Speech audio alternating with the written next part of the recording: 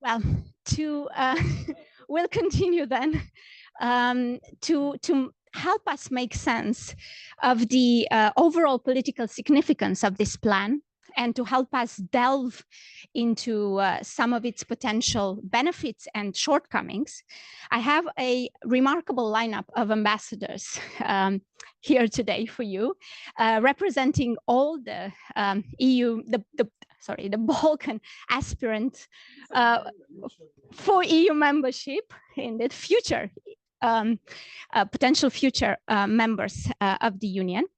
For the first time, all of them coming together, as far as I know, on an EPC panel to contribute their perspectives on this very important new element of the enlargement process and at a very critical geopolitical moment in time. It is my absolute pleasure to introduce to you His Excellency Ferit Hoxha, Ambassador of Albania to the EU, His Excellency Obrad Kesić, Ambassador of Bosnia and Herzegovina to the EU, His Excellency Agron Bajrami, Ambassador of Kosovo in Brussels, His Excellency Petar Marković, Ambassador of Montenegro to the EU, His Excellency Zulfi Ismaili, Ambassador of North Macedonia to the EU, and His Excellency Danijel Apostolović, Ambassador of Serbia to the EU. Thank you so much, Your Excellencies, for accepting to come together today to speak at this event on this specific topic and make your voices heard about this plan. In order to have a conversation, I suggest that I first have an exchange with you here on the panel, and then I will invite our participants in the audience to ask any questions or to make any comments that they might have for you.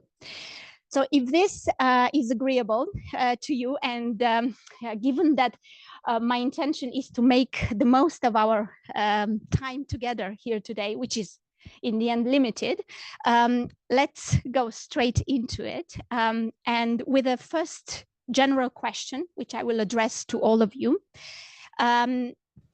and in which I want to ask for your appraisal, your general appraisal of the growth plan for the Western Balkans. What is its significance from your specific vantage point, but also from a regional perspective in the current global context and given the growing geopolitical imperative on the EU to deliver enlargement? So this is the first opening question, the same for all of you. And maybe we can start in the order in which I've introduced you. First with the Albanian ambassador. Ambassador, you have the floor.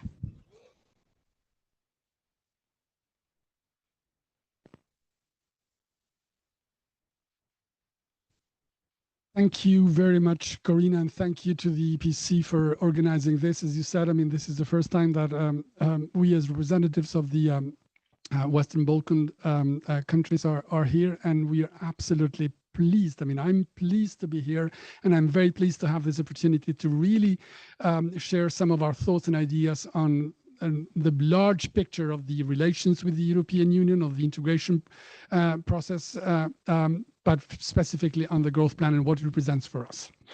The growth plan, straight ahead, is it a game changer? I'll leave it for the end. But it is absolutely a good idea, welcome, and it is something that we have been advocating for. It comes out of a new geopolitical situation created, as everybody is aware of, out of the aggression of Russia and Ukraine, but also a persistent demand from the region. I know for one fact that my Prime Minister and my government has been insisting to really have the EU institutions think differently, think outside the box, get out of the template that we have seen for so many years, which has produced the results that we know. It is a fact that the enlargement process had lost its appeal, had lost its speed, and had lost its impact. And we have felt it. And of course, it was time, it was need to do something different. In this respect, the plan, the growth plan, comes at the right time and for the right purposes. It is really an expression that whenever there is a will, there is a way. And we're extremely happy to have seen our colleagues, the institutions, the Commission, the Council and the Parliament do something of that significance in a short time. Things in the European Union institutions, life take always a lot of time, and we know that. But the peculiarity of the growth plan is that it has really been steadfast, and everything has happened in a timely manner, responding to the need and the reality, but also responding to the imperative that something of an importance, of significant importance, needed to happen. So this shows actually that there is more than we can do, and to put this duality between what we commit to do in terms of reforms, in terms of accelerating our path to European Union, but also responding in a very concrete way, to which of course we'll come back probably in more details. But I mean, to respond to the question, yes, we welcome it, we like it, we love it actually, and we will absolutely commit, as we have done in the reform agenda, we will commit to really do everything by the book. The only thing we want is for it to start, and so that we go back to our scorecards and we match what we have promised with what we want to deliver. Thank you. Before you give the microphone, may I ask you for one or two highlights of why you love it? First of all, because it is new, and it is, although some may see it as parallel with the enlargement process, actually it is converging, because many of the issues that are part of the reform agenda that we have been discussing for months with the European Commission, and we have agreed upon, and which will be implemented, are absolutely part of the enlargement process, of the negotiation, of the different clusters of the negotiation process. Second, it is because it goes beyond anything that we have seen so far. So the creation of the regional common regional market and the gradual integration of our countries into the single European EU market is absolutely a new one. It is something that we have been calling for, because we need to not only wait for everything to be done until we sign the accession agreement, but we need to gradually see how closer we can get, where we can be present, where we can be observers, and where we can be even more than that, so that we have this accelerated integration put in place, and we have also this preparation of behaving in the very same way, preparing ourselves for the future obligations when we will be member states, because we take it seriously. It's not only a perspective anymore, it is absolutely a reality. Everybody is saying the same thing. And for the first time in the last 25 years, we have seen the European Union leaders saying that enlargement is of strategic significance for the European Union. It's not just something that we need to do with the countries of the region, but it's something that is of utmost importance for the European Union and for all of us. And of course, there comes the package as well, so the 2+4, and it is also a detailed reform agenda fixed in the next 3 years with very strict deadlines, at least for our document. And this is something that really is important. It puts us to work, which we have been asking for all the time. And of course, we want to see results, and these results will really match up with the larger picture, which is the enlargement process and the advancement of the European Union integration.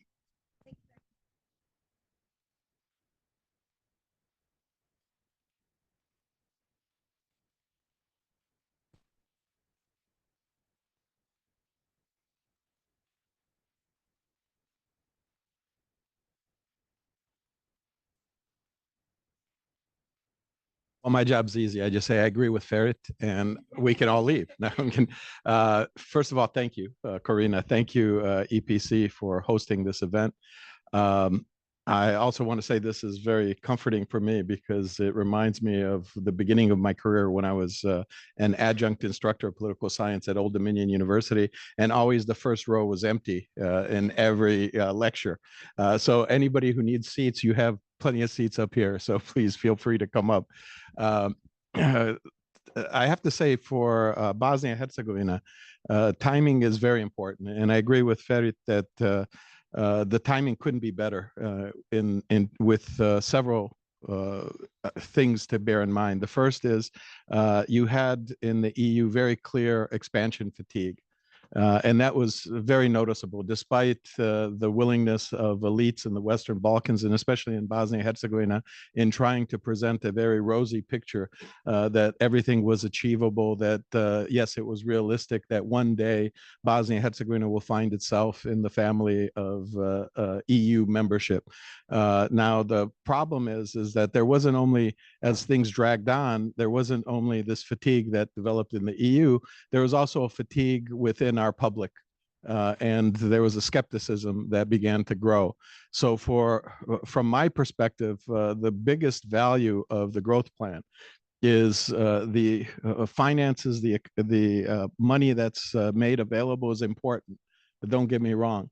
But the most important aspect of it is this symbolism and the political aspects of having the growth plan initiated and made available to candidate countries in the Western Balkans. Because what does it do? I'm not going to repeat what Ferit said, but it shows a recommitment to the expansion process on behalf of the European Union, which is very important because people in the Western Balkans, even government leaders, were beginning to question what is the purpose of making sacrifices when it comes to reforms, especially in pursuing them in a much quicker pace if the results are not foreseen in the near future. And so this plan puts things again in focus where it says, oh, yes, this is a very unique moment in history because of what you said, which is the geopolitical landscape, which has changed significantly for a number of reasons. That has created opportunities for all of our countries. And I think for Bosnia and Herzegovina, it's especially important because this is the only question where there is political consensus within the country. Membership in the EU has total political consensus. We don't have a significant political opposition that's against membership in the EU. We, in some ways, have a political leadership that has to kind of a little bit prod and drag the public along in this process, which is skeptical for not only because of what they saw as unfulfilled promises from Brussels, but also because there's a great level of skepticism in political elites in general. But I don't think this is something only that applies to Bosnia and Herzegovina. I think it's across the board. You see this lack of trust, lack of confidence in political elites throughout the region, but also in Europe. I mean, after all, this is one of the factors we see in the EU elections. So with that in mind, the symbolic messages that are sent are extremely important. In addition to showing that there's a new life in the expansion process, it also shows that the EU is willing to accept us as partners, because the gradual integration where there's going to be a more visible presence of representatives that come from Bosnia and Herzegovina, that come from Albania and other candidate countries is very important for maintaining the enthusiasm or raising the level of enthusiasm within our public space. So that's the second element, is it gives us a very significant piece, as Ferit said, good news to use as a mechanism for continuing momentum for reform. And then also at the same time, as there are costs associated with implementing specific elements of what's required from us in the growth plan, the money that comes in offsets those costs and makes it less painful for the average citizen who's worried about their pension, who's worried about various subsidies that they have through government spending, because there's immediate, let's say, economic results in the sense that they're not going to be threatened by very rapid changes that undermine some of the social safety nets that they've come to enjoy from the government. In addition to that, I would say the other aspect is the symbolic and political message that's sent from Brussels, which is, yes, we want to see all of you as members, but in order to achieve membership, you have to focus on the region. Do everything you can to promote regional economic integration, break down all the barriers between yourselves, and that will give you a leveraged position and a better position in terms of integrating into the EU market. I think this is a wonderful approach. I hope that we see that outside issues or circumstances that are constantly in flux, things that cannot be controlled, but even issues within Bosnia and Herzegovina, because as you know, we're again in the midst of a major political crisis. So we're in a position where we hope that we can maintain the focus on something that has shown and produced results, very tangible results with respect to the ambitions to join the EU. But at the same time, if there is enough incentive and enough positive messages coming from Brussels, it makes it that much easier to maintain momentum within the country, to maintain the willingness amongst the political ruling coalition within Bosnia and Herzegovina to continue to move forward and to not allow disruption of a process that has been very successful over the last several years.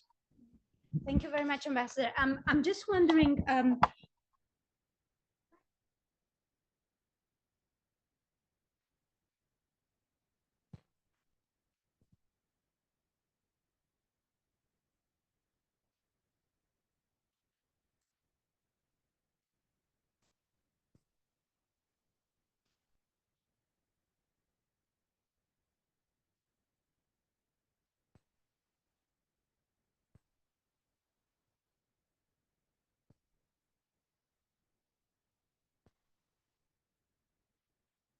for Bosnia and Herzegovina, the very key element of beginning negotiations, decision in Brussels to begin negotiations, provided an additional force in the momentum that had existed at the level of the political elite to make deals, to move reforms forward, bring about necessary laws that had been very difficult to agree to prior to this new ruling coalition within the country.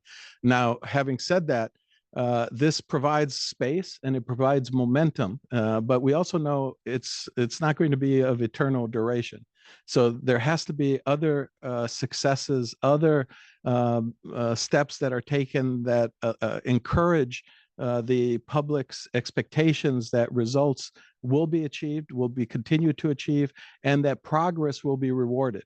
Now, this can happen at several levels. One is the money that is very much triggered when it comes to money that will be coming into Bosnia and Herzegovina. As reforms are undertaken, there will be money that immediately is sent to Bosnia and Herzegovina. But the other is symbolic. As Ferit said, as the more our representatives can become engaged in various discussions through various institutions here in Brussels, the more they're invited as candidate countries to participate. And this has been a trend since I've been here over the last 8 months. More and more invitations have gone out, and more ministers and representatives from our governments have been sitting in these fora that allow them to at least contribute their voices.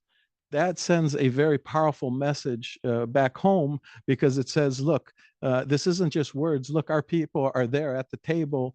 They're involved. Yes, they don't vote. They don't really involve themselves in decision making, but your voice, the people's voice, is being heard thanks to this new reintegrated commitment to expansion within the EU. thank you very much, Ambassador. Ambassador Bajrami,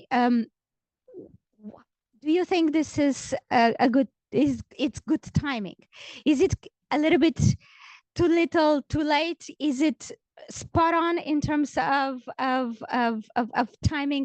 How do you feel about it? And also, we've heard this this remark about how the plan could help to foster regional integration. Also, from a regional perspective, how do you see it? How do you appreciate it? Yeah, well, thank you. Is it on? Yeah. Thank you, Corina. Thank you for putting us all together and discussing this very important issue. It's always important to address the ongoing processes which affect us in this format.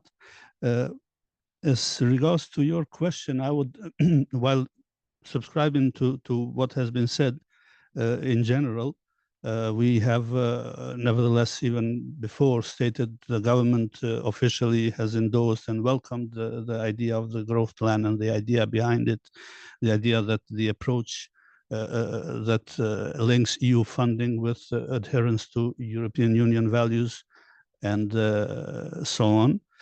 I think that in our case, we have shown, or we have expressed our commitment to this, especially because it's, let's face it, it's a different approach. In the last several years, we have not seen this approach. Whether it is on time, I think it is never too late. That's one thing that I would say. But I think we also have, and it has been said already, this is a step which EU has taken because there was global geostrategic context which imposed this on all of us. We had to do something after the Russian aggression on Ukraine because it was evident that the European Union and the whole of the continent is facing crisis after crisis and threats after threats.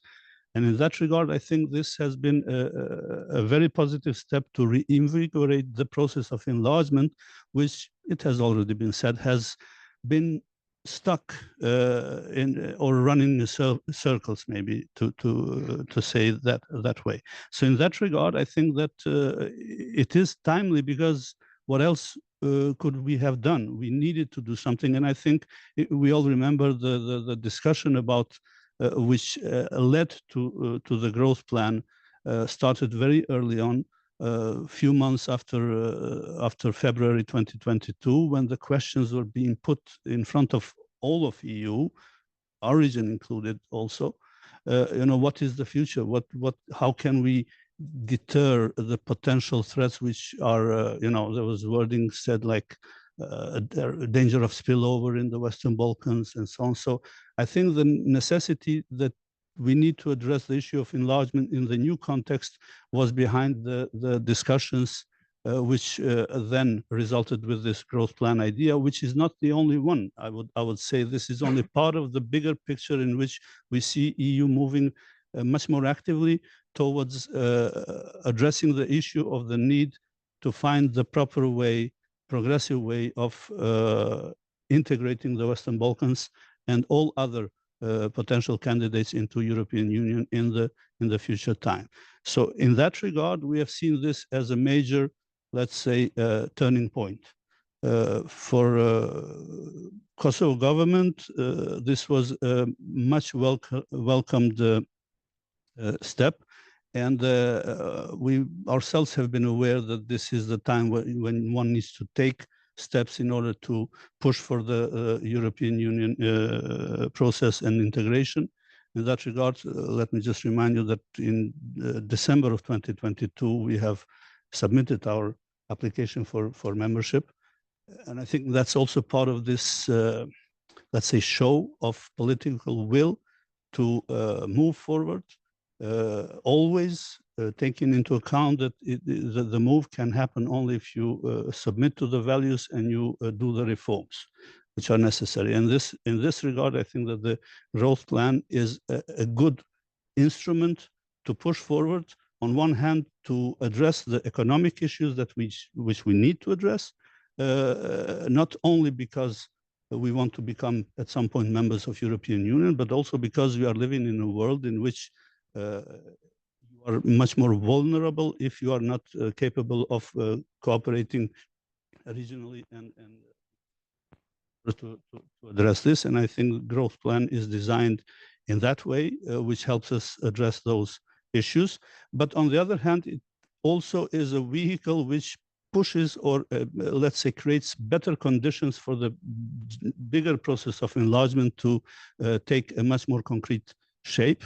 And I think in the discussions that we have had, we have heard that there was a lot of debate within EU and outside of EU, whether we can switch to the gradual integration and how do we switch. There was a lot of, let's say, doubts initially, because some were doubting that maybe this is another way of saying, well, Western Balkans is not going to end up in EU. It will end up in some sort of different room attached to EU, but not within.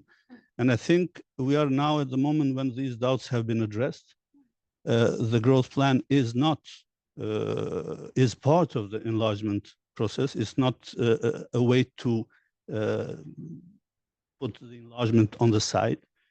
And I think that we are going to discuss probably the content, but the good part of it is that we have had long discussions with the Commission, each of us individually, separately, all of the countries, to design the best agenda of reforms that suits our needs, but also the expectations from us, from you towards us. And in this regard, I think this tailor-made approach is much, much better and can produce, we are optimistic that it can produce very good results. Later on, we might be speaking of the risks, what are the potential obstacles, what can go wrong, yeah. But at this moment, we see this as a very good opportunity, and in that regard, it is time. The second question about the regional cooperation, let me just say this. I mean, it is obvious it's not something that was not said before. EU was constantly saying, how can you expect to join EU and operate, be part of this wider club of countries and societies and economies if you're not able to do it on your own within your own region. So it's a very logical step. And I think, again, this plan can create better conditions so that we finally use to good purpose the instruments which we already have in the region, but also to build new ones and hopefully to address potential obstacles in that cooperation. Thank you very much. And because you mentioned the reform agenda, I'm just wondering how was it for you to the process of defining your priorities, and where did you decide to lay the focus in the work that you committed to for the which is linked to the funding? Yes, well, thank you. Well, in the process of discussing, obviously, we first needed to address that internally, but also we needed to discuss with the European Union, with the Commission, about what are the expectations from the other side, where is the focus here. And as I said, this was a very positive exercise because the reform agenda that we are coming up with, and I think we are going to submit our narrative by the end of this week, the 99% of the whole of the agenda is already agreed. The exercise shows us that this is not an imposition.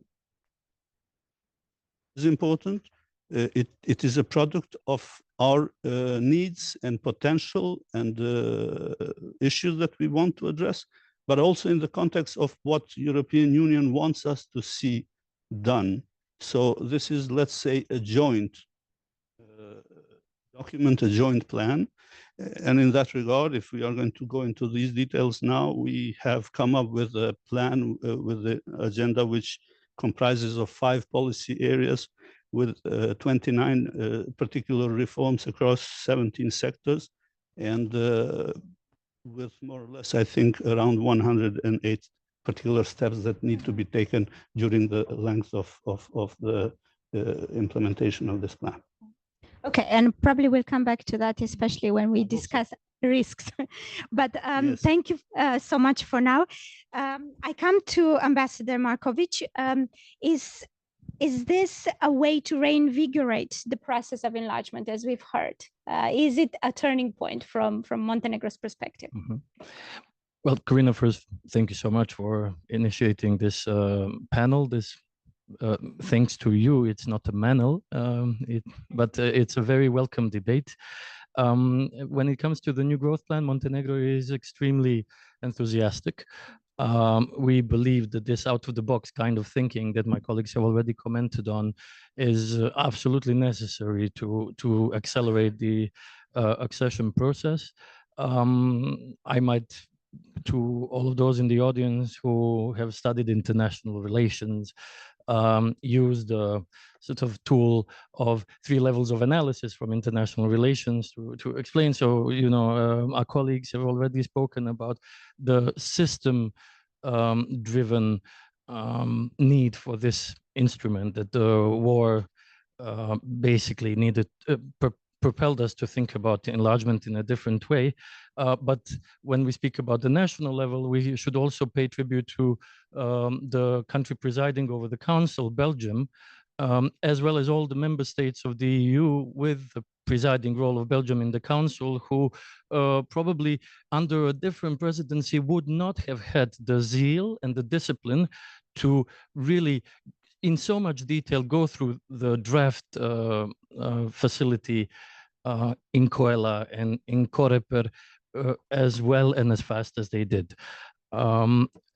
Speaking about the level of individuals in this instrument, there's been also a happy coincidence that on the side of Montenegro, for example, the person who took over the government, our prime minister, is an innovative, out-of-the-box sort of thinker. On the level of the Commission, you could easily see that it was the general director of DG NIR, Mr. Kopman, who is one of the founding fathers of this instrument.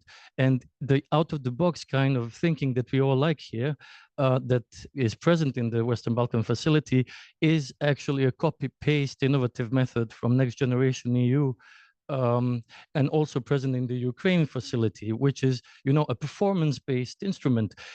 You will get money in exchange for reforms. So it's putting the level of ambition down to much more details and not promising money without, you know, you'll have, we say in the Balkans, there'll be as much music as there is money. Well, this kind of applies that logic. So we said it's demand driven, and I agree.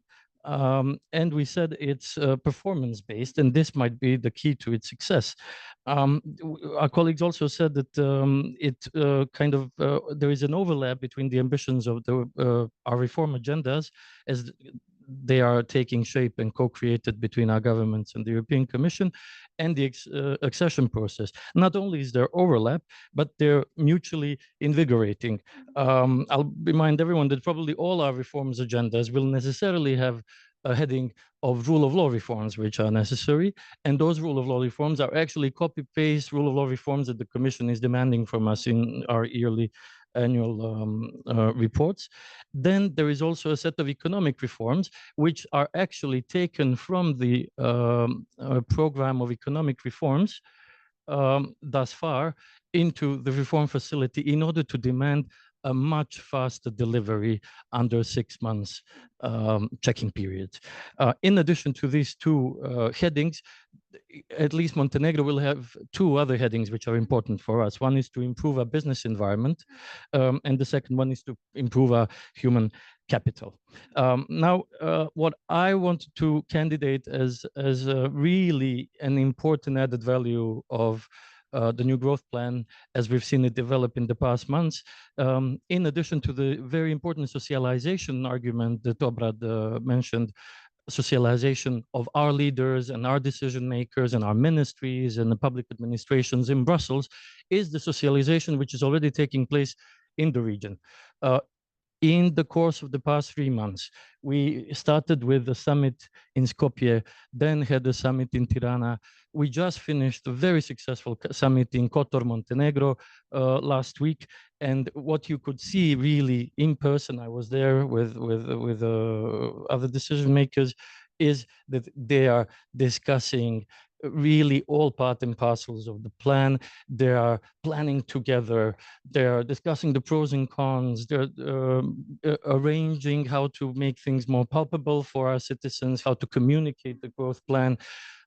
It's not just a staged, scripted discussion. It's really in-depth, genuine, organic discussion between the ministers as peers, between leaders as peers. And this will facilitate regional integration at some point.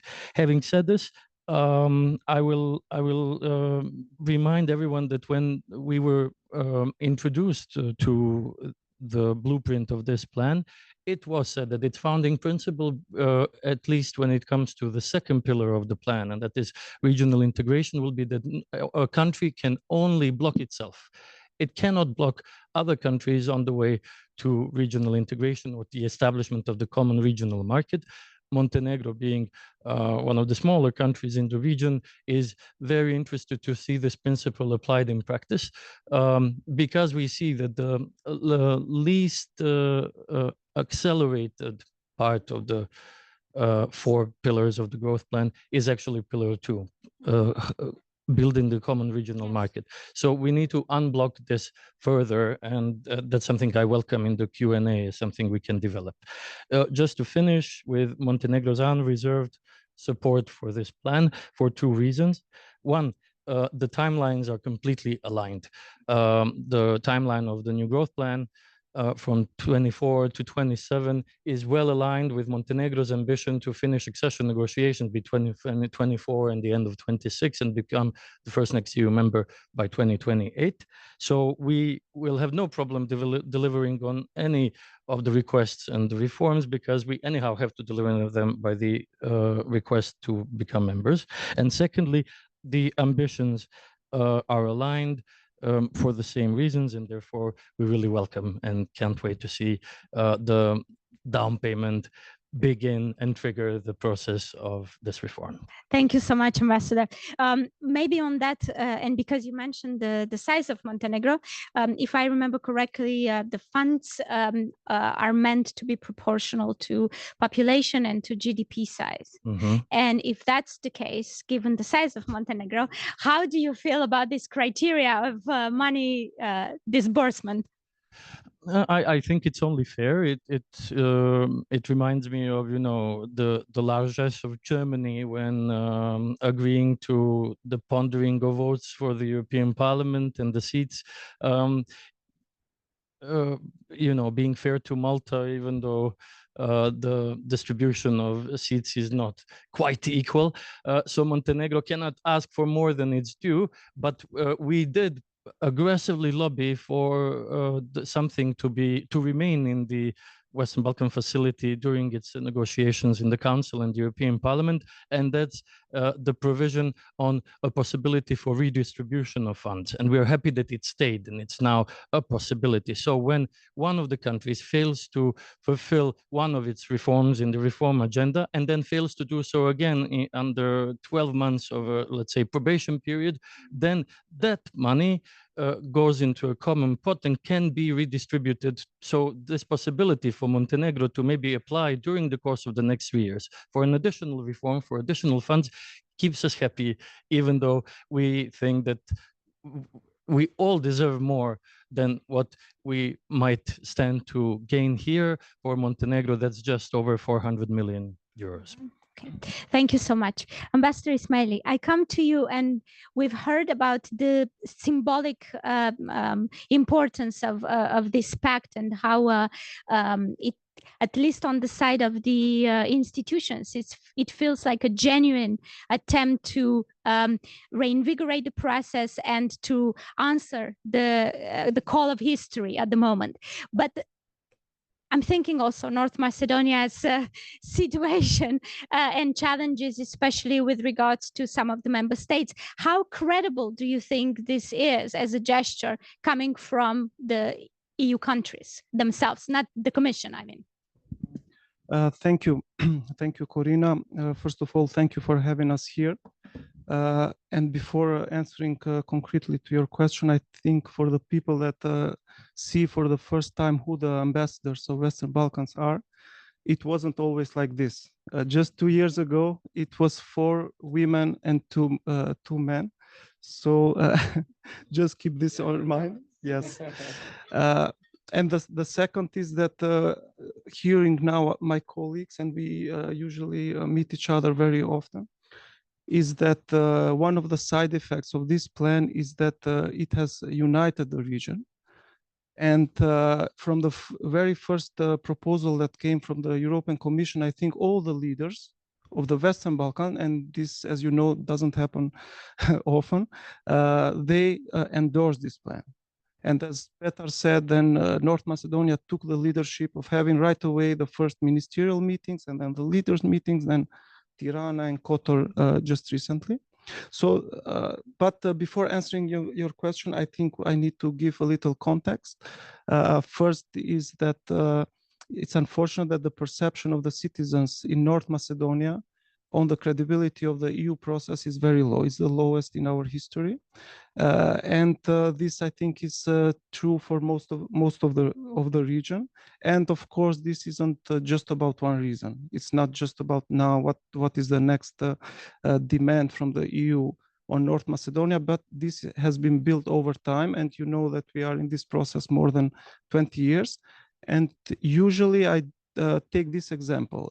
Imagine after 20 years, let's say in 2044, if Moldova and Ukraine doesn't have any chapter open, what the perception of their citizens would be? Will they trust that they have a perspective?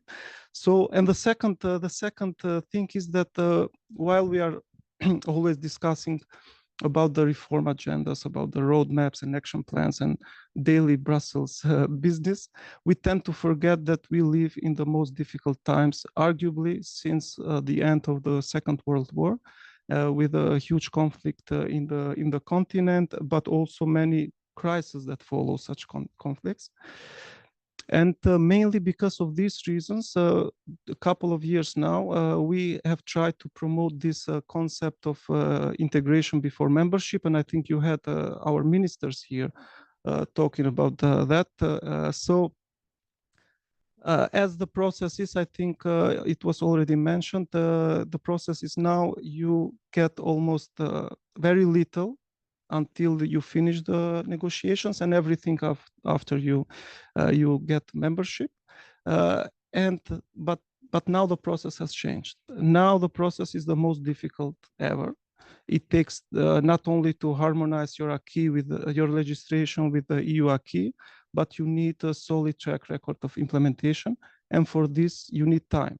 So I think our proposal and concept is, as we fulfill the criteria, as we meet the standards, I think we should reap the benefits right away. And this is important to gain back the credibility of the citizens that I was talking before, because no media campaign and no events can bring this credibility back. It's only if you deliver. If the citizens can see that they can use SEPA, they have the same rights and benefits as the EU citizens have. So now coming to concretely why we think this plan is important, I think the first thing is that because the EU listened to our suggestions, and that this plan was developed together with us. The second point is that the offer is quite substantial. It's 6 billion euros, but I think even more important, it gives us access to the single market.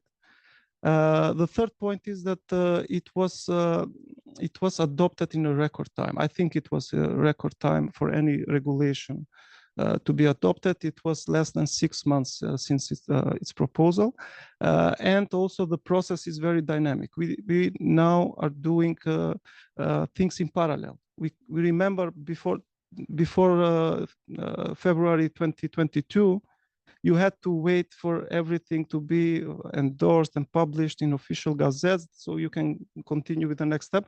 But now, even when this plan was discussed in the EU institutions, we were already working together with the Commission on our reform agendas. And we can see now the support we have starting from the Commission, the Council, but also the European Parliament and other institutions. So all in all, I think this is a truly exciting tool for growth, but also to bring back the credibility that is lost of this process. Thank you. Thank you so much, Ambassador. And if we focus a little bit on the economic benefit aspirations of the plan. I mean, the intention is to boost the region's economic growth by 10% and to start ensuring convergence with the EU, economic convergence. But of course, we also know that critics point to the fact that the gap is quite significant, and despite this major increase, some, if I'm not wrong, put it at 67% increase in the money that will flow towards potentially to the Western Balkans. Even with that increase, we're looking at 5 to 7 times difference between the kind of funding that the countries of the Western Balkans will be receiving potentially, and what EU member states are receiving, which certainly won't be enough to close the gap. So how significant is the part on the table? I told just a few minutes ago that for us the money is okay, substantial. It's not perfect, but the most important is the access in the single market. And every country that has joined the EU has shown that their growth hasn't been from using the funds, but it has been from having access to this market. And their companies can now, for example, the market of 2 million can expand to 500 million. And this is what is driving the growth in the European Union. I know that the Commission has presented these numbers of 10% GDP growth if the region endorses the common regional market. So it depends on the countries. If we all endorse this, we get 10%. If some of us is hesitant, then this will not be 10%, it will be less. And then another figure is 7% growth if we have the common regional market and we have all the benefits from the single market. So in the end, the ball is not in our court. The EU has tried to make the instruments available. It is up to us to use them in best possible way, but we can talk about this later. We think that this is just the first step in our, like I said, in integration before membership. Thank you so much, Ambassador. And I come to what else to say, to Yes, summarize, to wrap up. No, but for example, on the single market, Yes. Given that countries are in the end at different levels of preparedness, are there also risks associated with the potential and gradual integration with the single market? And how will that bode for citizens in the end? Because of course, if the different countries are not in a situation where they can withhold pressure from an economic point of view, then will it help with public opinion? We know, I mean, we heard in North Macedonia that the public sentiment has declined, but we know that in Serbia, the figures are equally scary when it comes to how people feel at this point about the integration process, and how optimistic they are that they will ever be, that Serbia will ever be a member state. Corina, too many questions. I only hope that, I mean, this will boost also our level of EU enthusiasm, I mean, among the citizens of Serbia. I only, at this very moment, I only see the benefits of the growth plan and, I mean, of the fact of drawing to certain fragments, parts of the single market of Serbia and the region. I think that this plan is really of significant importance. I mean, a step in the right direction towards reaching economic convergence between the region and the EU. It should minimize, or better to say, decrease the existing economic gap, which is obvious between the member states and the candidates. To which extent it will, I mean, decrease, to which extent it will boost, whether 10% more or less at this very moment, I think it's also difficult to predict. Anyhow, it was not easy to come to this point to talk about the growth plan. I will remind you that it started with the initial proposal of the European Commission, and I'm also using this opportunity to express our gratitude to the European Commission as well as to the member states afterwards for supporting and approving this plan, and of course at the end also to the European Parliament to make the things work. You remember at certain moment it was also debatable whether the member states and afterwards the Parliament will agree to this 6 billion 2 plus 4. So it was not easy, but for all of us, this is something which is really and very tangible. Why I say so? Because Serbia started accession talks in 2014. Regarding single market, we have been negotiating chapters dealing with the single market.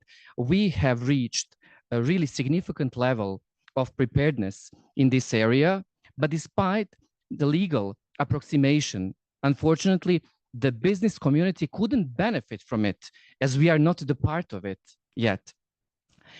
Once we become, I think, the part, for instance, of a single European payment area, the citizens will feel the benefit of it. According to a preliminary analysis of the World Bank, it will save 500 million of euros every year. So each and every citizens will benefit from it. Then for Serbia, for instance, regarding road plan, green lanes are extremely important, really. We found out during COVID pandemics that it was very useful when transporting priority goods. Now we want to extend it and to have it between the member states and the candidates. So this will facilitate and increase better connect us, reduce waiting time, phytosanitary and all other stuff that they are supposed to do at the borders. And at the end, I think it's something that we will all benefit from it. What else actually to say? I think that this plan will also accelerate and boost necessary reforms that we have to undertake. Also to say that Serbia has already stabilized and consolidated public finances in 2014, and we are yielding good results of it at this very moment, with the GDP growth rate the highest in the region. In the entire Europe, only Malta has better projections than Serbia. Regarding, for instance, foreign direct investments, last year we got 4.5 billion of euros, which is 60% of all FDIs for the region. This plan will only additionally boost, we hope, even more to attract investors from EU countries and elsewhere. So I really see the benefits of it, but for instance, what is sometimes difficult is to undertake, let's say, final difficult reforms that you are to undertake before the membership. Unlike Montenegro, for instance, 2027, for them, for many reforms, it's fine, but for us, since we haven't opened all the clusters, and then we have to start, closing the chapters. For us, it's difficult to commit to certain deadlines, but we will do it. We will do it despite, for instance, certain interests, national interests. The difficult areas, for instance, regarding our reform agenda will be state aid, then a further reform of state-owned enterprises, public procurement, then in the gas sector, for instance, significant reforms we have already started, but we will speed up. This is where we will also show where we want to belong regarding, for instance, unbundling of gas sector in Serbia. So lots of reforms, lots of ambitious deadlines across all policy areas. We hope to achieve a common ground with the European Commission, and then afterwards the member states will also have a look into it. So we were and we are very much ambitious about it. Right. Thank you so much. And just maybe a Yeah. quick follow-up question on the second pillar, on the common regional market, because we heard from Montenegro that we need to unblock this. Yes. This was the message. And then, of course, This is my message as well. yes. But how optimistic are you that this can be unblocked? I have to be optimistic, and it's a precondition, I mean, for all of us to benefit from this program. I think it's necessary, for instance, to unblock the work of CEFTA, which has crucial importance in implementing all the things from common regional market. CEFTA has been blocked, and I mean the work and for a certain time. I think. This growth plan can help us to, let's say, remove the obstacles and resolve existing problems. Let's be optimistic. Great. Thank you so much. I will stop here for this first round of questions on the panel, and want to take the opportunity of the 30 minutes that we have left together to invite our guests to ask any questions or make comments. Yes. Okay. Yes, quick. I know, but I hope a colleague will come to give you a microphone. And from here, we have quite a few of them. Yes. Thank you very much. Thank you very much, Corina. Thank you very, very much, distinguished ambassadors. Most of you I know well, except Ambassador Hoxha, who joined Brussels recently. My name is David Hojić. I come from the European Economic and Social Committee. I'm a policy officer for Western Balkans.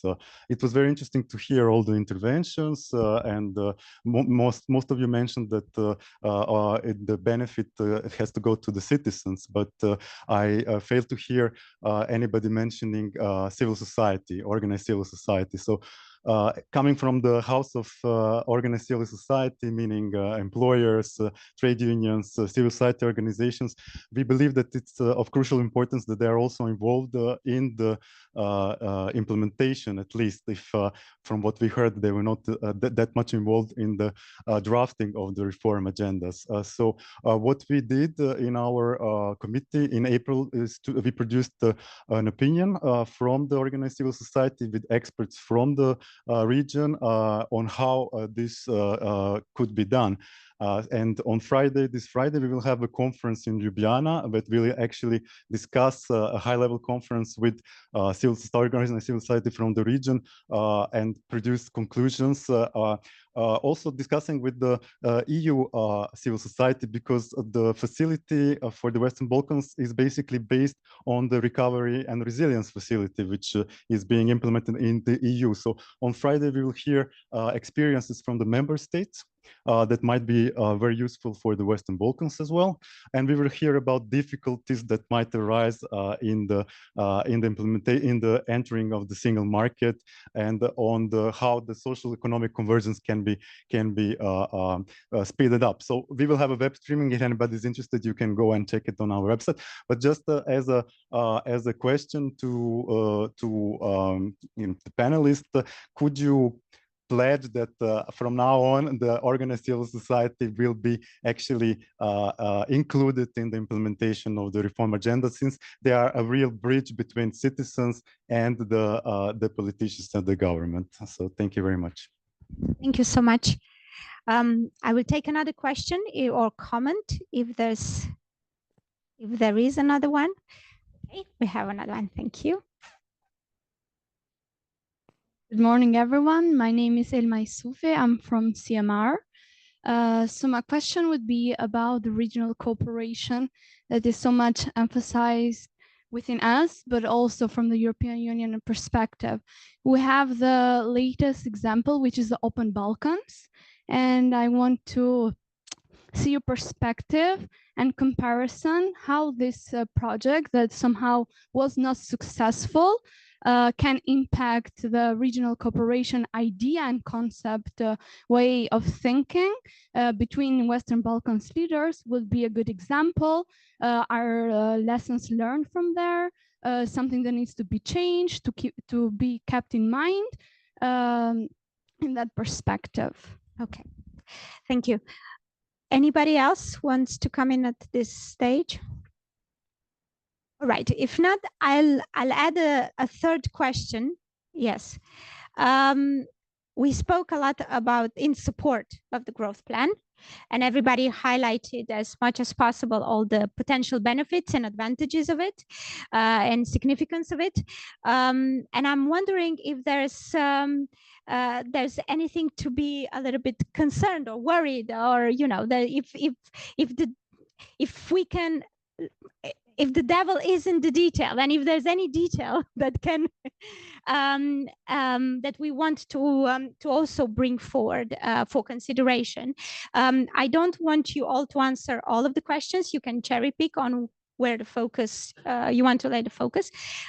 Maybe we start the other way around, but of course, if somebody doesn't want to come in, we can move forward. I will try firstly to answer actually the questions.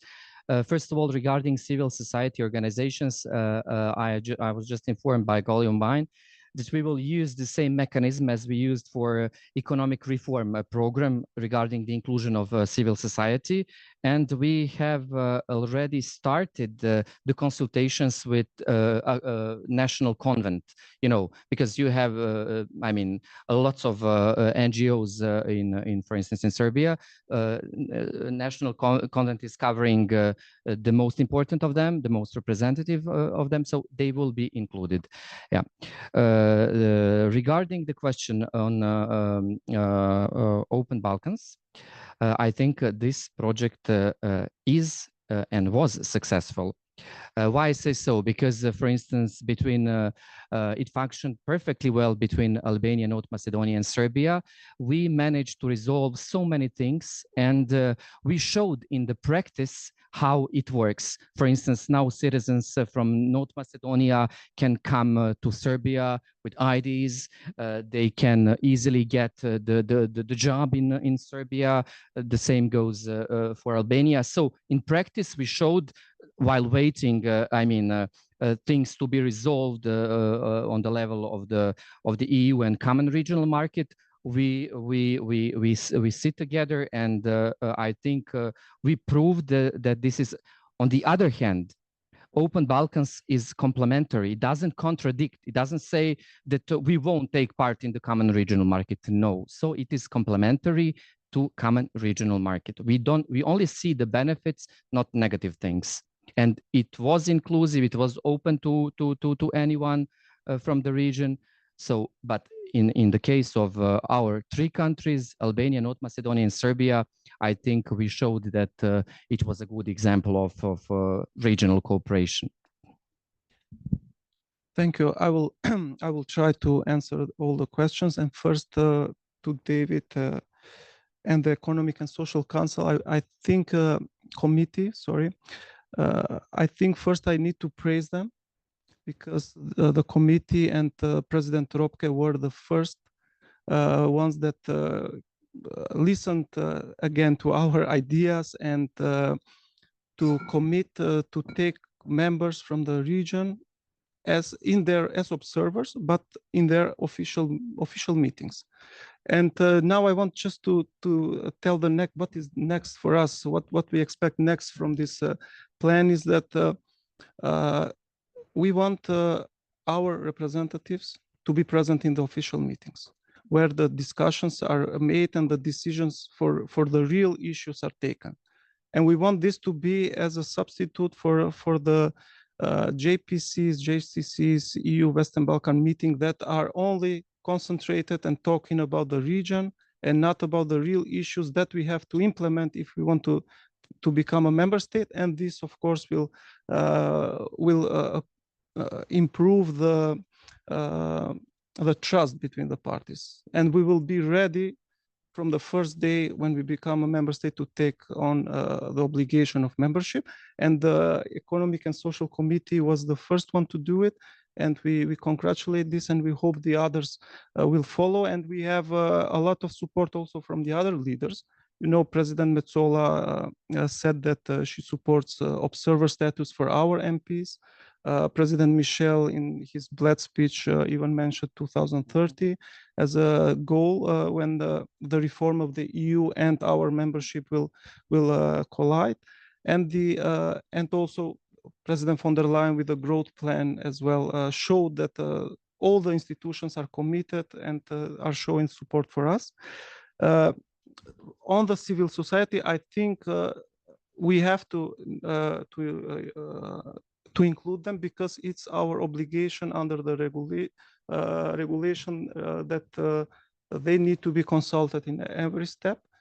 As I said, we were doing things in parallel. Maybe that's why we still have consulted them, but maybe not at that level that it is needed. But we have to do it, and we will do it. And they are important voice also for the communication with our public. And this is important. On the regional cooperation, just shortly, I think there is no secret formula for the regional cooperation. The countries should just cooperate in good faith.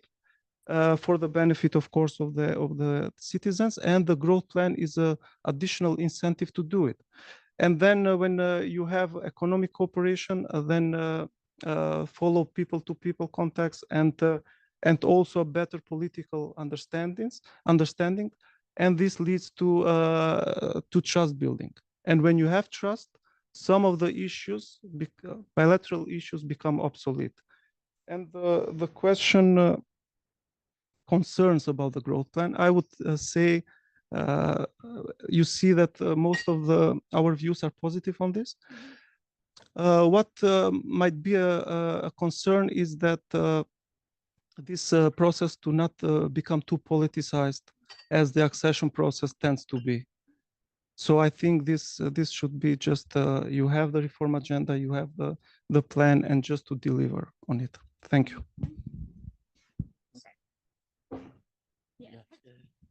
The microphone anymore, so I'll pass it to you. You can cherry pick, you don't need to answer. Okay, it works. Well, thank you. On civil society, Montenegro has already had a line of consultations organized by the Ministry of European Affairs with representative civil society in the country. Moreover, Montenegro is one of the few countries which has members of civil society as full members of all working groups on specific chapters of negotiations, and to the extent that these were involved in the formulation of the reform agenda, so was then also the civil society. But let's all be honest that in the first months from December till now, it is the government and the commission who were in the driving seat, also because of the uncertainty whether and in what shape the facility that we now have would surface. However, I can tell you from Kotor that all the leaders and the ministers are committed to catching up now that we know for certainly that it's happening, to catch up and commit even more to civil society consultations. On the regional integration, I will just reiterate that the second pillar is currently the weakest, that as Zulfi said, the end point where we can go in the integration in the single market and in reaping the benefits of this plan depend on the level of construction of common regional market that we will allow in the meantime, and Montenegro is very keen that it is fully completed. And I guess I will stop to allow other colleagues to answer. Thank you. Of course, no worries. Maybe we'll spice it up a little bit and come back to Albania if possible, and if you want to address some of the questions. Well, actually, thank you. I will address all the three. First, civil society. Just like Montenegro, we have done the initial consultation with a number of civil society groups of the initial draft. But of course, then when we went to the nitty-gritty, what we had to discuss with the Commission about deadlines and about how to formulate them, of course, that was a process that was done between the government and the Commission. But at the end of the day, this the reform agenda will be public. So the civil society will not only have their voice in monitoring implementation, but also with their valuable view, because nothing happens anymore in our countries without the participation of the civil society. Even if we want them out, which we never want, they will come in. So, and of course, they come always with a good advice. Second, on the regional market and of course the open Balkans. However we can call it open Balkans or whatever, the idea was the same. How can we get together and do what we should do, what we must do, because in the end, this is how the region should look like. That doesn't mean that we don't have to solve problems. We have to solve problems. But if we cannot solve every problem, let's work where we can work. So the idea was homegrown. And the only failure of that idea was that it was not inclusive, not because it didn't want, but because there were different views, and we respected fully of them. But now that we call common regional market is absolutely the very same thing, but now it is anchored with the European Union accession project. So we never saw it as separate replacement or whatever. We saw it just the way how we can achieve progress in making the lives of a citizen easier, in making our relations go faster wherever we can. We tried a couple of areas and they have worked, others have not worked, but I'm sure that now with the common regional market, we will have to axe them in a different way than, of course, the inclusivity that the open Balkans lacked. Now, the third one, the most tricky one, is what are the risks? You heard every one of us say how much we appreciate, how much we like it, and how much we expect from it, of course, with our commitment to do exactly as we promise in the reform agenda. But there are risks. One of them that we failed, that we don't do it. And then, of course, we go back to coming back to the issues, and we don't use this opportunity. We don't use the mechanism. We don't use the money. And of course, you don't produce results. That's one. Second, that it remains a one shot. But okay, we did this for the Balkans, and then the atmosphere changes, and then we go back to business as usual. That should not happen. This is only the starting point, as we see it, of a European Union commitment to the Balkans, to the Western Balkans, in a steady way. And we will see that with two aspects. First, the deep thinking of the enlargement process, because we need the European Union member states to really go back, and that will be shown in the discussions on how and what kind of reforms the European Union should take so that they really design the European Union with an enlarged membership in the next few years. And then the very concrete example will be when the next MMF cycle will begin. Then we will see how the budgeting of the enlargement will be done. So these are some of the, I mean, I don't see them risks, but I see them issues which will tell us where we are heading and how much we'll be able to achieve. But for us, and I'm speaking about Albania, but I'm sure it may be an opinion shared from what we heard, we need to show very concretely, convincingly, that this is implemented fully in accordance with our commitments, so that we make it easy for the Commission, and which I think, and of course you mentioned DG NIR and DG Koopmans as really pushing, so that the next European Commission be a Commission enlargement friendly, but also the next European Parliament be a Commission, an enlargement friendly Parliament. But we have to show that we are there to match our commitments with our deeds, and that will make it easy also for the European Union to really continue on this path. But if this is the risk that you won't deliver, or that the two sides won't deliver, is it important that the monitoring of the progress that it's being made with regards to the growth plan is linked to the monitoring on the EU accession more directly? Because at the moment it's unclear if they're two parallel processes or whether they will intersect. We will never see them as two parallel processes, because they are not, they cannot be, and we will never accept it to have it as a parallel process. It only can be convergent. There is overlap, and that's for good reason. But whatever we do in implementing the growth plan has to match with the accession negotiations. And this is our target. This is what we want. This is what we'll request. And this is part of the discussions that we have. I don't think that we can see the growth plan and expect it to increase, as we talked, 10% or more of the GDP in our region in a matter of 3 years, if it doesn't really goes in the whole converging process, and if it's not really measured with the capillarity of the reforms implemented, but also with the political process and the right messaging that we need also our public opinions to really see that we do things. It's very important that we see that the accession to the EU common market will affect their daily lives. And we mentioned SEPA. We probably will come to the roaming issues and other niches which are absolutely possible. So I think that and again, and I'll stop there. It is this. The growth plan is a starting point how to deal differently with the Western Balkan countries that are committed. And again, my last point is that we have to see the European integration process as a bicycle ride. If it has to be dynamic. If it stops, we fall, and we have fallen a couple of times. Right. Ambassador Kesić, your turn. You can choose.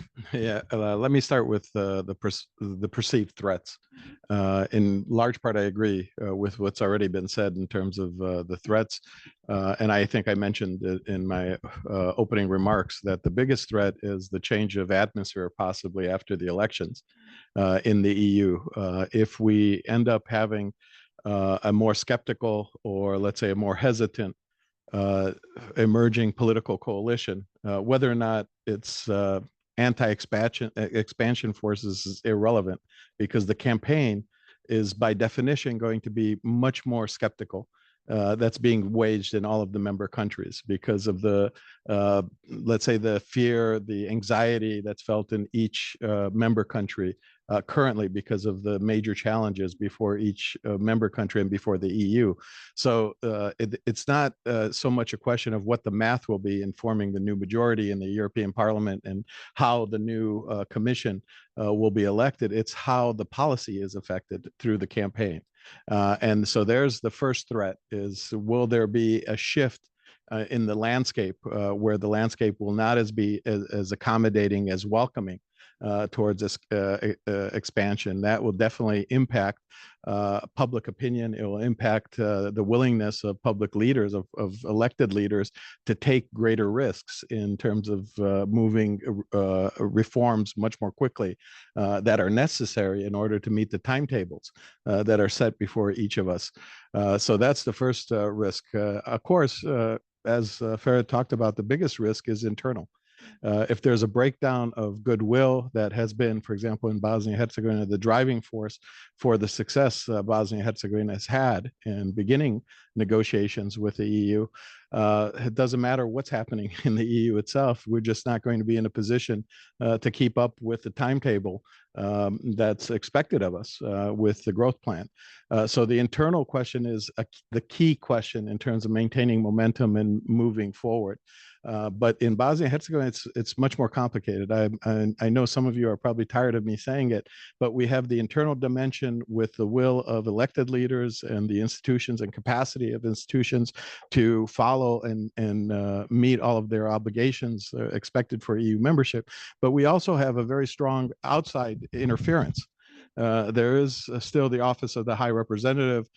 There's still the imposition of laws, of constitutional changes, and it brings us to a question of greater skepticism, because there's some who think it's a good thing, because why should we rely on politicians? They've shown that they're incapable of solving all of our problems. Why don't the foreigners just impose the solutions? And sometimes, I come to the point of being a little bit cynical myself, and I say, why waste all this time? If you think that it's acceptable to have a candidate country and at the same time have foreigners make decisions on behalf of the candidate country, why involve the representatives at all? Just have the foreigners do it all and just inform us when it's all done, and we'll celebrate together. Right? So this is the challenge for Bosnia-Herzegovina in particular, because we have the internal dynamics of a very difficult political landscape, a very complicated decision-making process, and then we have the external interference, which makes it even more difficult sometimes to come up with solutions. Now, in terms of conditions, everybody, of course, understands the geopolitical and geostrategic moment that's presented this opportunity for us, but that's changing. So what has been in the past year or 2 years is changing. We don't know how it's going to affect our aspirations moving forward with what happens in Ukraine, what happens in the Middle East, what happens in elections, not only in the EU, but in the United States, all of this will impact decision-making, and it will impact not only decision-making in our countries, but also in the EU. Now, having said that, I want to stress again, this is a very unique moment. I think Ferit has very clearly talked about this. If this is something that for whatever reason is missed, this opportunity, it would be very, very unfortunate to think that we're going to have the same type of opportunity of quickly emerging. It's not going to happen for various reasons. So because of that, I think it's very important to have a different approach because you have two types of approaches, and some in the EU think we've been overly lenient. We've kind of looked through our fingers and allowed all these candidate countries to move forward, even though they're not necessarily justified in moving forward. They haven't met the conditions. Now, one approach is what I like to put in the context of the enemy of the good is the perfect, which is expecting that we all fulfill every condition and then we can finally be integrated into the EU. I don't think that is very useful in this given moment. I think the approach that is probably mutually the most beneficial is the approach that was used with the expansion when Romania and Bulgaria joined the EU, which is to say, the membership itself and getting to the membership is very useful, but afterwards there's going to be a period of time where you continue to fulfill conditions. It doesn't end with membership. It continues, and the membership itself is the primary launching pad for finishing that. Don't forget, Romania, I think, only a few months ago completed the last condition of membership, and the fact that it was motivated after they joined, it took 10 years, but it was done. I think that type of approach, again, is mutually beneficial if we're not all going to be disappointed.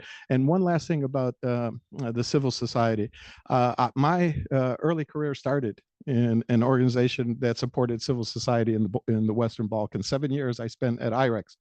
And I can tell you, civil society is key in many ways in terms of especially reform when it comes to the rule of law. Freedom of expression, freedom of thought, those are key areas. But also there's responsibility that comes even with civil society. You can't have the voice that civil society demands without responsibility and accountability. So with that, I think there's a partnership to be made, but at every step along the line, there has to be mutual respect and there has to be transparency in terms of the dialogue, because governments tend to favor parts of civil society that agree with them and then ignore the other parts that don't agree with them. And then there's a tendency to co-opt certain elements of civil society. So in effect, they're not really independent actors. And even that goes as far as even foreign influence, where some aspects of civil society are affected by outside because of funding. There has to be a balance and there has to be transparency if we're going to benefit to the best possible ability from the advice that comes from civil society. An important set of key messages. Ambassador. I have 2 minutes now, and I'm wondering whether I can make this debate much more interesting or not. You can try. Yes, I will first answer the questions. And I think in our case, we have consulted during the preparation period to find out what our priorities, what we want to have in this reform agenda. We have had discussions with the civic society, with some of them, in order to prepare for this negotiations and or the discussion with the Commission. And part of the team built around the Deputy Prime Minister's office in Pristina, which was in charge of coordinating all this effort, includes some, you might call them former members of civic society who are employed in order to give expertise. So, and we will continue to engage them. I would hope even more, because as a former journalist, I think it's very important to have discussions in the public, because at the end of the day, the public is the one that will have to implement and live with these reforms that we are planning and want to execute. But we can lose out of sight the fact that it is the government which bears the responsibility to implement, and it is government's duty to to formulate these policies. So in that regard, I think there was some coordination. We hope to have even more. The second question about open Balkans, my answer is Berlin process. We never understood why should we need another instrument which excludes the Western participation. Do exactly the same thing which we have been trying to do in other formats before. And from the Kosovo government perspective, we cannot be part of any format which excludes the West's presence. Why? Because we cannot pretend that we don't have bilateral issues. If we pretend, then we are never going to be able to solve them, but we are going to end up blocked the way how the CEFTA has been blocked.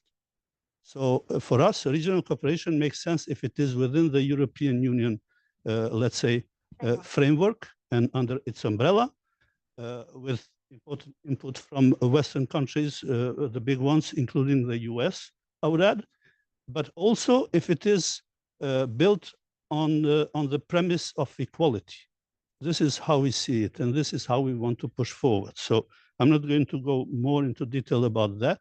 So now about the risks. When I started my career, we had a saying, you know, there is this Murphy's Law, which says if something can go wrong, it will. So we have to count on that. We have to plan for that. We have to be ready if something goes wrong. And what can go wrong with the growth plan? Well, there are a few things which we already have publicly addressed in a way.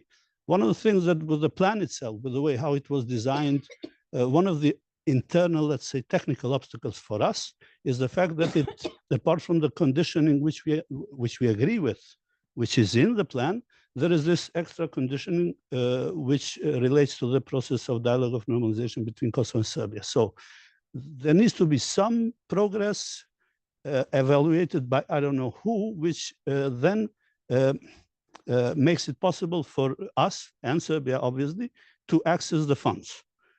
We think that this is an extra precondition which might end up not being very productive. We are not against.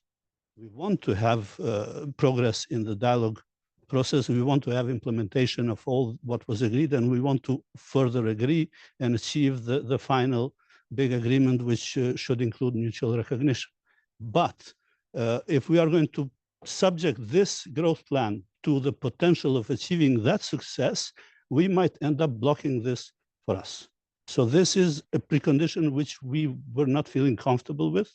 At the end, we will see how it evolves, because we are going to have a new European Parliament, new Commission, and obviously a new process, or a different, let's say, process led by different people when it comes to dialogue for normalization of relations between Kosovo and Serbia. And that's where we are going to see whether we can really push in that process as well, to the extent that it does not become an obstacle for this one.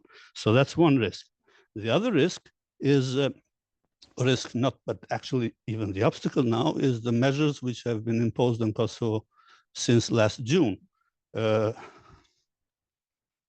Debate at length on the measures. I mean, we obviously don't have time now, but allow me to underline that for my government, it is puzzling. It is puzzling that these measures of EU persist on us, even after the last September's terrorist attack in the north of Kosovo. So let me put it there and don't continue with that, but only underline that we need to have these measures lifted now. So, and the final risk is, it was mentioned.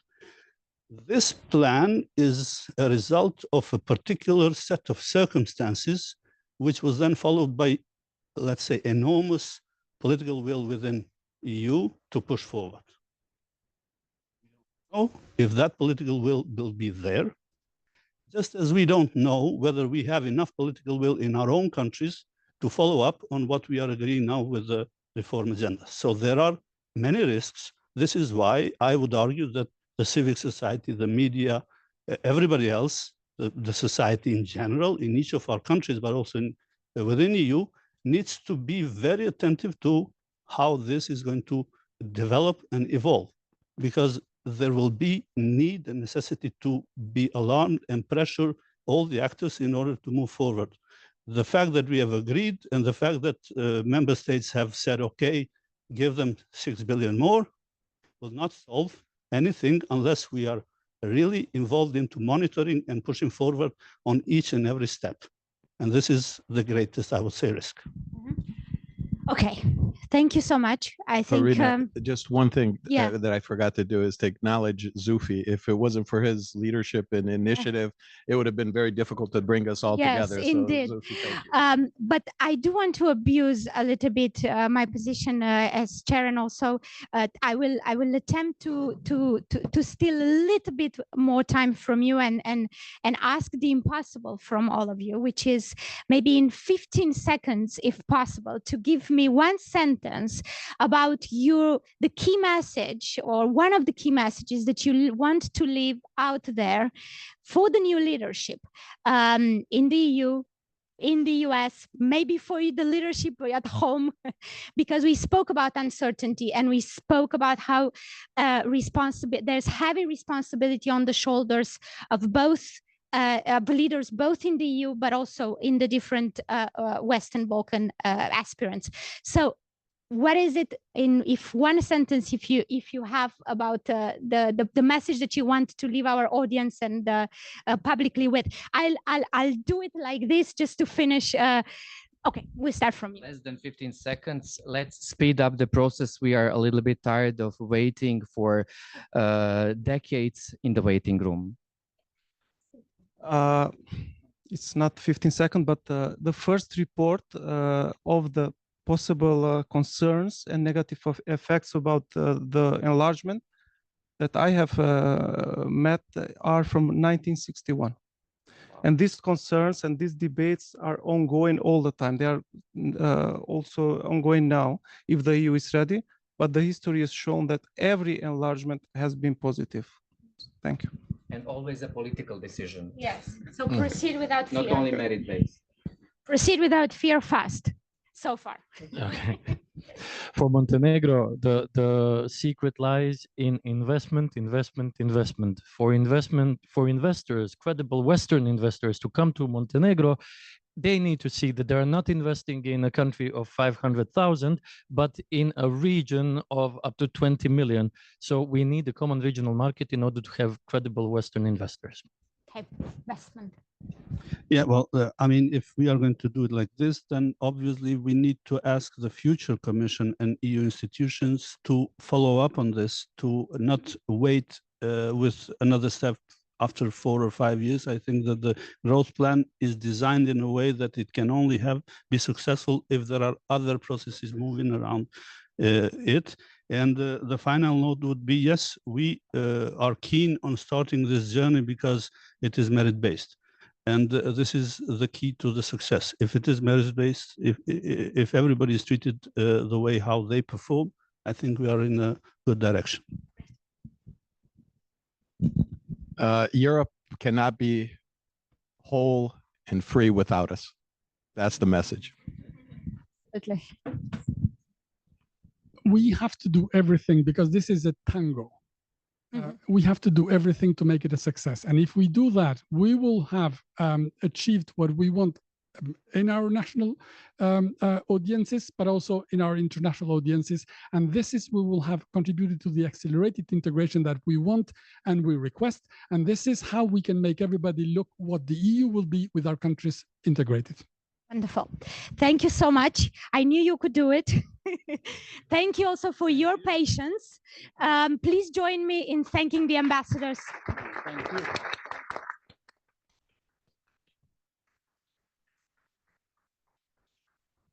We will now close, but the conversation can continue, and I'm sure it will. Thank you. Bye-bye.